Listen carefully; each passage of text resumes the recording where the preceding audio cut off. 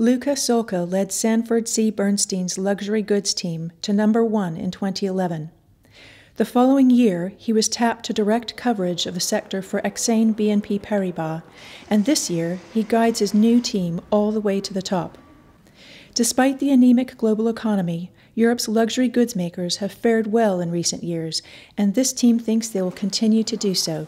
When you look at emerging markets as a portion of luxury goods 10 years or 15 years ago, you would find a very, very small amount of that, and the American and European markets being the most important ones, and of course Japan.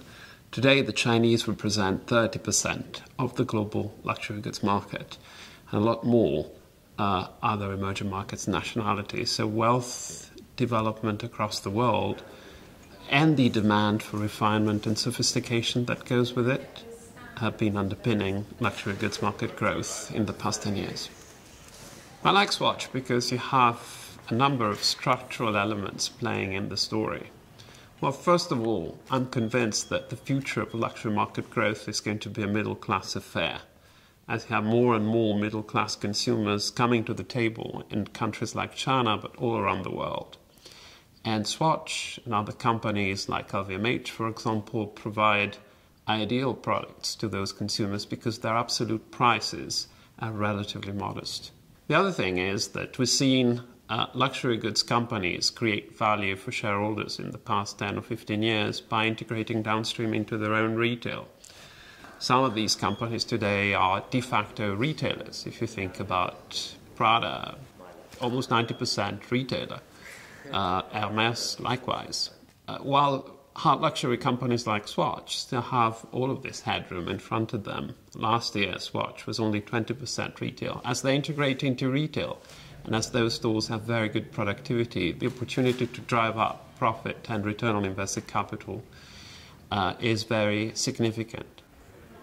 We have a buy recommendation on top of the Swatch recommendation for Richemont and LVMH. Richemont is a bit more of the same story. There's quite a number of structural levers that play out in the Richemont story going forward. I think most importantly, the downstream retail integration opportunity.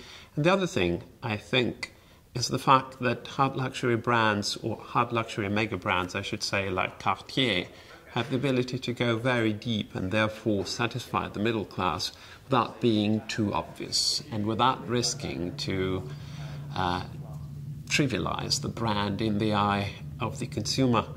Luxury goods is always about riding a thin line between developing the business and maintaining a perception of exclusivity. And I think brands like Cartier stand on a good base to achieve that.